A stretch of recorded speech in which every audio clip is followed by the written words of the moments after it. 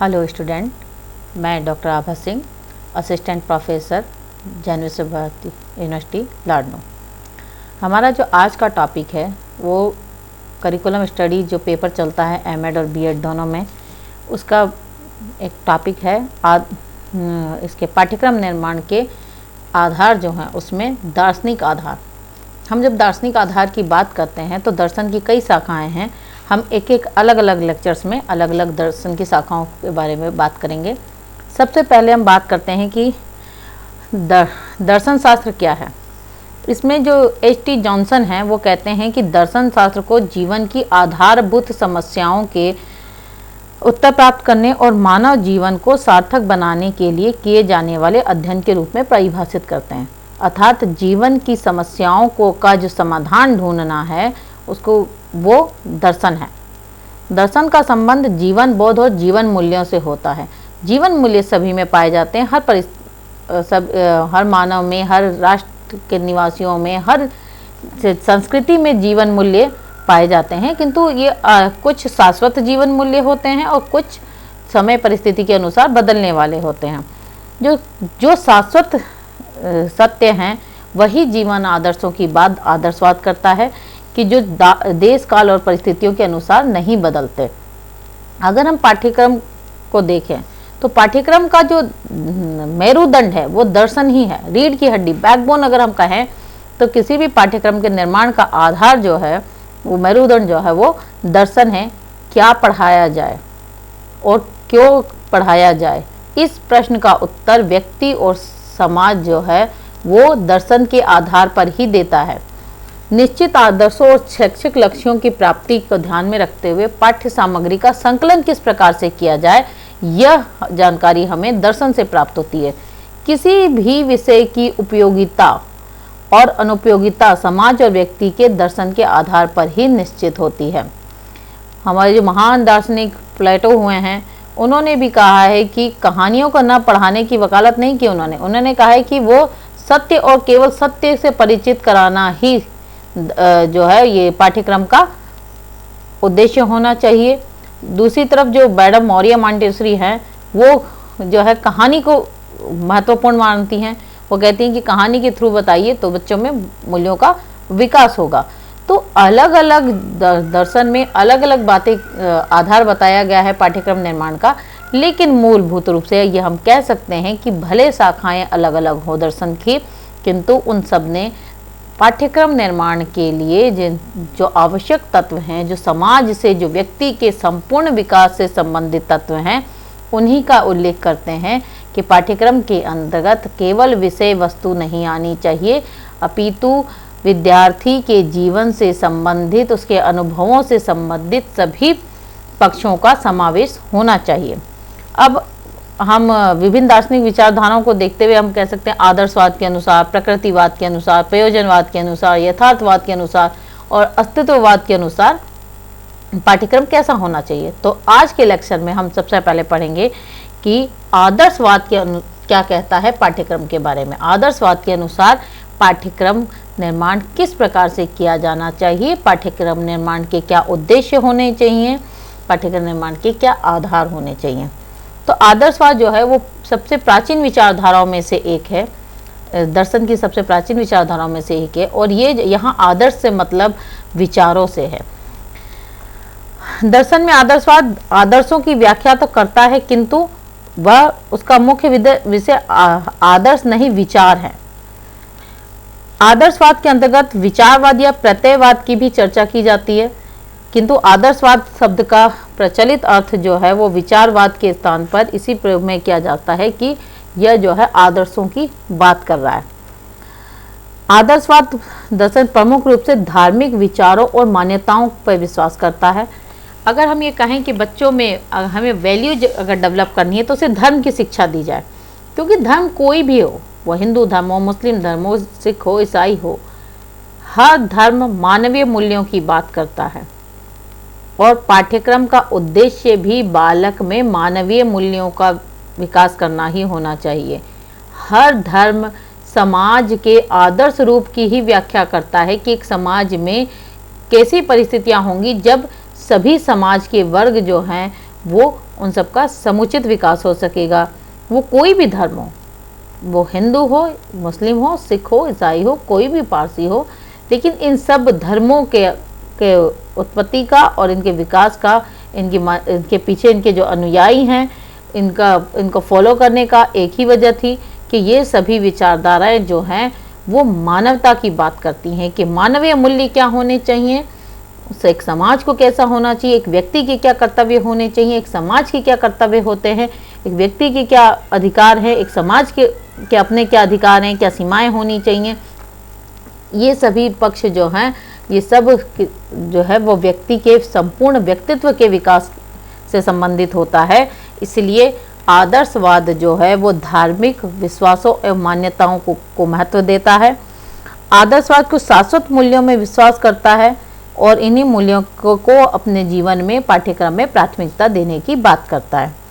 अगर हम आदर्शवाद के अनुसार जो है वो पदार्थ का अंतिम सत्य नहीं है, पदार्थ जो है वो अंतिम सत्य नहीं है, पदार्थ का प्रत्यय वास्तविक है किंतु भौतिक रूप नहीं है, भौतिक रूप जो है वो सत्य नहीं है।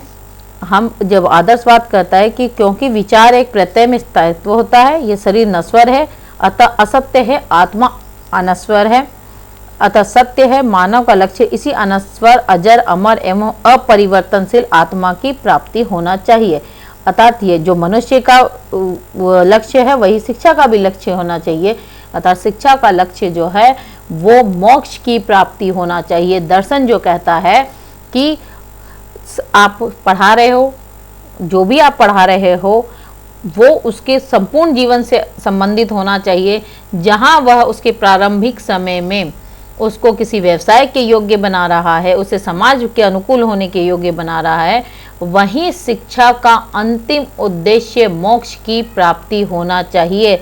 ऐसा ना हो कि जो पढ़ाया जा रहा है वो सिर्फ उसे इस भौतिक संसार के लिए तैयार कर रहा है, अपितु ये जो भी पाठ्यक्रम आपका तैयार हो रहा है वो अंतिम रूप से व्यक्ति के व्यक्तित्व का इतना विकास करे कि उसे मोक्ष की प्राप्ति हो जाए। पाठ्यक्रम की योजना बनाते हुए आदर्शवाद के अनुसार जो है कि पाठ्यक्रम का शैक्षिक लक्ष्यों को क्योंकि प्राप्त करने का साधन होता है, जो भी शैक्षिक लक्ष्य है उसे पाठ्यक्रम जो है उसे प्राप्त करने का साधन है। तो आदर्शवादी जो कहते हैं कि पाठ्यक्रम में विचार प्रधान विषयों को विशेष महत्व दिया जाना चाहिए।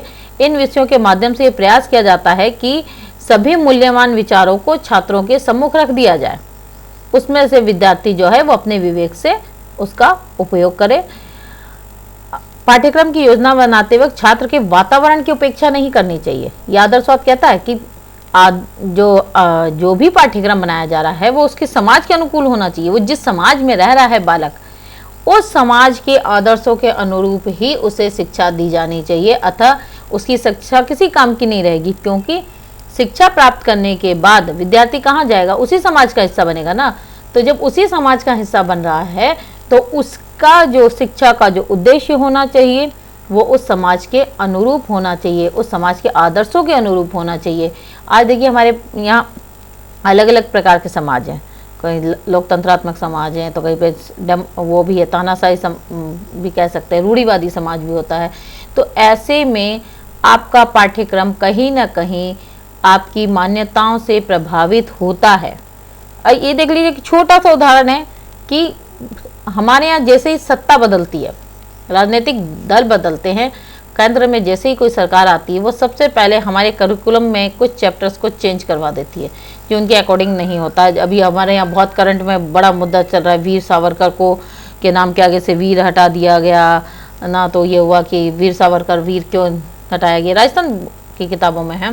वीर सावरकर पे बड़ा मुद्दा बन रखा है, कांग्रेस ने उसे वीर सावरकर कहा और ये जो है भाजपा सरकार उसको मान्यता नहीं दे रही है कि वीर सावरकर भाजपा सरकार ने उसे वीर सावरकर के चैप्टर छोड़े और कांग्रेस सरकार ने आते ही उस चैप्टर को में से वीर सावरकर के नाम के आगे से वीर शब्द ही हटा दिया और उन्होंने ये कहा कि सावरकर जो है वो कैसे हो सकते हैं देशभक्त। आखिर उन्होंने सरेंडर कर दिया था अंग्रेजों के सामने, उन्होंने गिव अप कर दिया था स्वतंत्रता संग्राम से, तो वो हम उन्हें क्रांतिकारी नहीं मानते, तो उनके चैप्टर्स नहीं होंगे पाठ्यक्रम में। तो इस तरह के मुद्दे जैसे ही राजनीतिक दल बदलते हैं वो अपनी विचारधारा पाठ्यक्रम पे लागू करते ही करते हैं।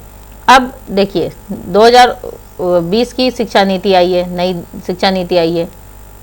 इस शिक्षा नीति में जहां शुरू से ये बात कही जा रही थी कि स्थानीय भाषाओं को महत्व दिया जाए, हिंदी को प्रमोट किया जाए, हिंदी को प्रमोट किया जाए, लेकिन नहीं माने थे। लेकिन आज जो 2020 की शिक्षा नीति, नई शिक्षा नीति जो आई है, भले बहुत लंबा समय लगा इसको आने में, इसकी अनुशंसा तो कोठारी कमीशन में भी की गई थी कि स्थानीय भाषा में बच्चों को पढ़ाया जाए, प्राथमिक स्तर पे सिर्फ स्थानीय भाषा पढ़ाई जाए, क्योंकि उसे उसी समाज में रहना है तो उस भाषा का उसको ज्ञान होना चाहिए।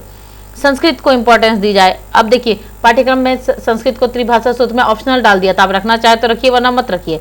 अब अगर स्कूल टाइम पे बच्चे ने संस्कृत नहीं पढ़ी है तो आपको लगता है कि वो मास्टर डिग्री में जाकर संस्कृत में एमए करेगा?